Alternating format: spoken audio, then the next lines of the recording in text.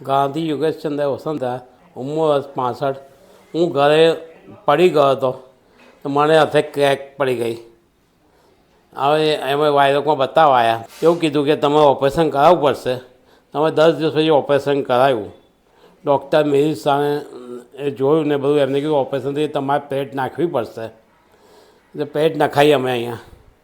હું પડી ગયો પછી મારા હાથે સીધો થતો નહોતો।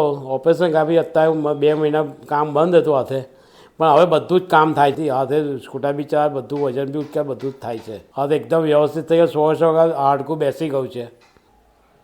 અમે લોકોને કહીએ કે વાયરોકમાં જાઓ, ગમે ત્યારે કશું બી થયું તો વાયરોકમાં સૌથી સારું છે। એને કોઈ ઇમરજન્સીમાં બી એ લોકો રહી રહે છે, એમાં બધું સારું છે। અમે ઇમરજન્સીમાં જ આવ્યા હતા।